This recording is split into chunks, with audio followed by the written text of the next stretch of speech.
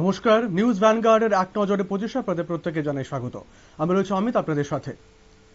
রাজ্যের টিটিএডিসির নির্বাচনের ভোট গণনা শুক্রবার হতে চলেছে। গত 12 এপ্রিল সম্পন্ন হওয়া ভোট গ্রহণের ফল প্রকাশের প্রস্তুতি জোর কদমে চলছে। গণনার আগে মোহনপুর ও জুরানিয়া মহকুমার একাধিক কেন্দ্র পরিদর্শন করেন জেলা শাসক বিশাল কুমার। কেন্দ্রগুলিতে প্রস্তুতি ও নিরাপত্তা ব্যবস্থা খতিয়ে দেখা হয়।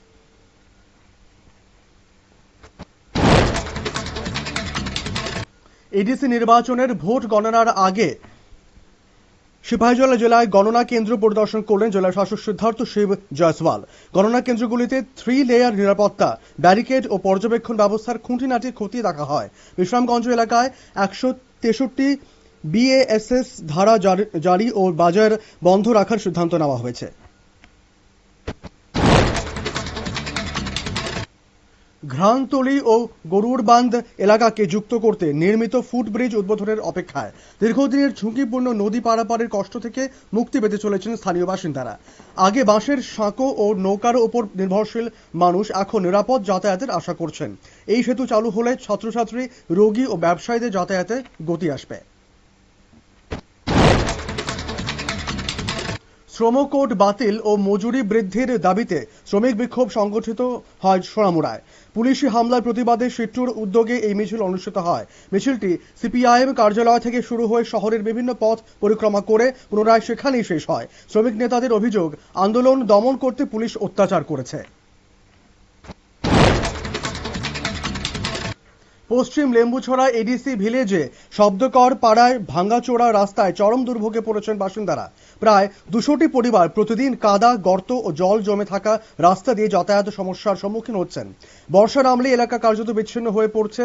বারবার অভিযোগ জানানো হলেও প্রশাসনের উদাসীনতায় ক্ষোভে ফুঁসছেন স্থানীয়বাসীরা।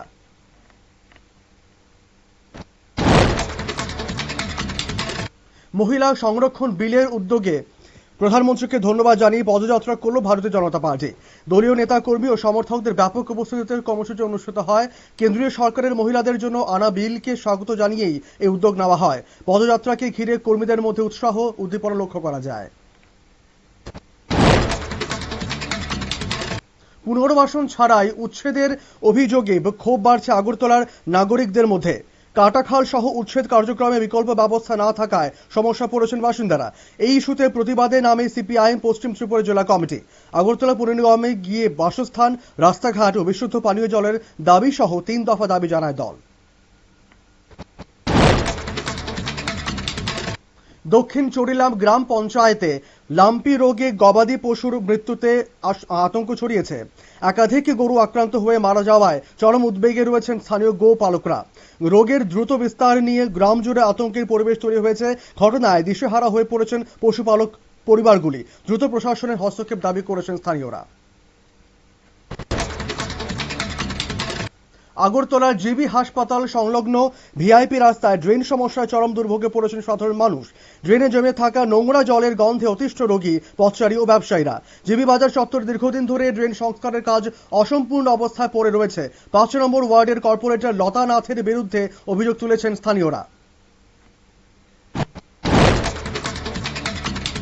আগরতলার বিভিন্ন জল শোধনাগার পরিদর্শন করেন রাজ্যপাল ইন্দ্রসেনা রেড্ডি নাল্লু।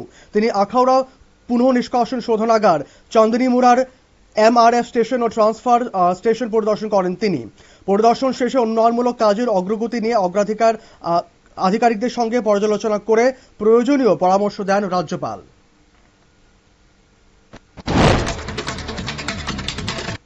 পেকুয়ার জলায় পুনঃ ভোট গ্রহণ হলো বৃহস্পতিবার। ইভিএম এ প্রতীক বিকৃতির অভিযোগে পেকুয়ার জলা জন্ম জয়নগর এডিসি ভিলেজের 39 বুথে ভোট গ্রহণ করা হয় বৃহস্পতিবার। কড়া নিরাপত্তার মধ্যে ভোট গ্রহণ প্রক্রিয়া পরিচালিত হচ্ছে বলে প্রশাসন সূত্রে জানা গেছে।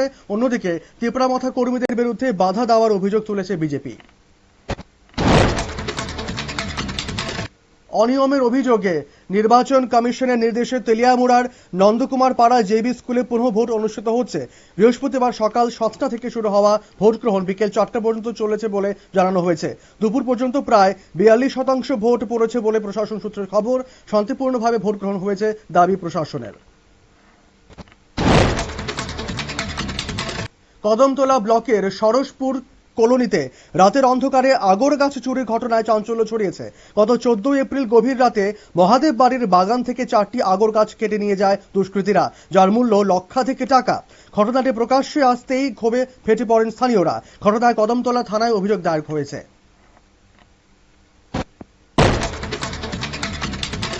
টিটিএএডিসি ভোট গণনাকে কেন্দ্র করে ধলাই জেলায় শান্তি বজায় রাখতে প্রশাসনিক বৈঠক অনুষ্ঠিত হলো। জেলায় 3টি কেন্দ্রে ভোট গণনা হবে বলে প্রশাসনের তরফে জানানো হয়েছে।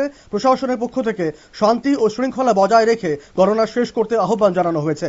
বৈঠকে উপস্থিত ছিলেন পুলিশ সুপার ঋষিকেশ দেশাই।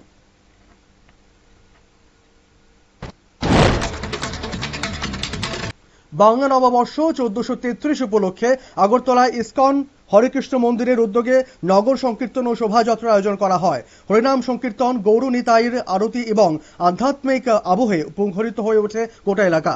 অনুষ্ঠানে শ্রীল প্রভুপাদের ধর্মীয় গ্রন্থ বিতরণের পাশাপাশি ভক্তদের মধ্যে প্রসাদ বিতরণ করা হয়।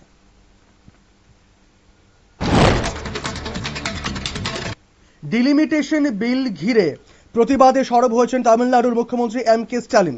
কালো পোশাক পরে বিলের কপি পুড়িয়ে প্রতীকী বিক্ষোভ দেখান তিনি। রাজ্য জুড়ে ব্ল্যাক ফ্ল্যাগ আন্দোলনের সূচনাও করেন স্ট্যালিন।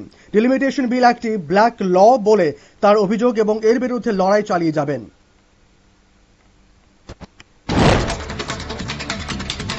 বিরোধীদের তুমুল হইচইয়ের মধ্যেই সংসদে 3টি গুরুত্বপূর্ণ বিল পেশ করল কেন্দ্র।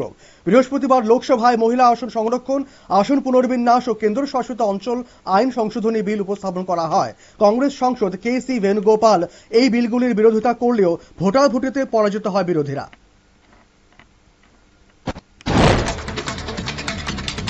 নাসিকে টাটা কনসালটেন্সি সার্ভিসেস ধর্মান্তর বিতর্ক এবার সুপ্রিম কোর্টে পৌঁছালো।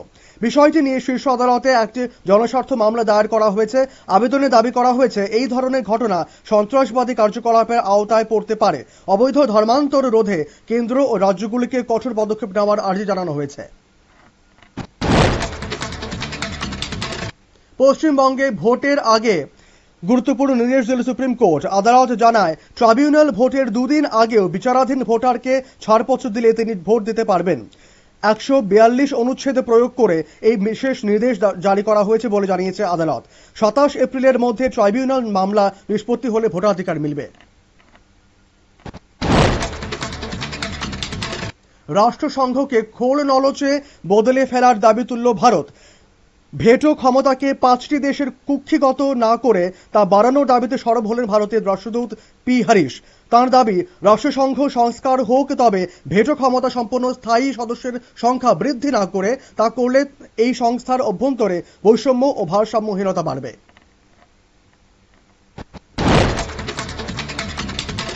ভোটদান বাধ্যতামূলক করার আর্জি খারিজ করে দিল সুপ্রিম কোর্ট। প্রধান বিচারপতি সূর্যকান্তের বেঞ্চ জানায়, ভোট নিয়ে সচেতনতা বাড়ানো সম্ভব হলেও কাউকে জোর করা যায় না।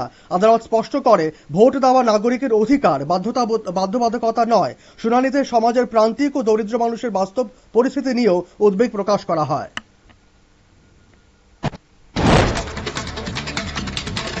দিল্লির ইন্দিরা গান্ধী আন্তর্জাতিক বিমানবন্দরের রানওয়েতে ট্যাক্সিং এর সময় 2 বিমানের মধ্যে সংঘর্ষের ঘটনা ঘটে। বৃহস্পতিবার দুপুরে স্পাইস জেটের একটি বিমান ধাক্কা মারে দাঁড়িয়ে থাকা আকাশ এয়ারের বিমানে। 2টি বিমানেরই ডানার অংশ ক্ষতিগ্রস্ত হলেও কোনো যাত্রী আহত হননি বলে জানা গেছে। তদন্ত শুরু করেছে কর্তৃপক্ষ। পশ্চিম এশিয়ার অস্থিরতার মাঝে ইসরায়েল ও লেবাননের নেতাদের মধ্যে সরাসরি কথোপকথনের সম্ভাবনার কথা জানালেন ডোনাল্ড ট্রাম্প ট্রুথ সোশ্যালে পোস্ট করে দিয়ে জানিয়েছেন, 2 দেশের মধ্যে স্বস্তির পরিবেশ তৈরির চেষ্টা চলছে। তবে প্রতিবেদন প্রকাশ পর্যন্ত ইসরায়েল বা লেবাননের তরফে এই বিষয়ে আনুষ্ঠানিক প্রতিক্রিয়া মেলেনি।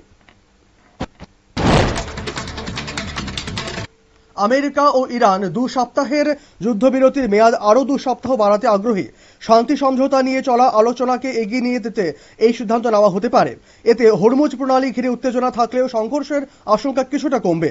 বর্তমান যুদ্ধবিরতির মেয়াদ আগামী সপ্তাহে শেষ হলেও কিছু বিতর্কিত বিষয় এখনো অমীমাংসিত।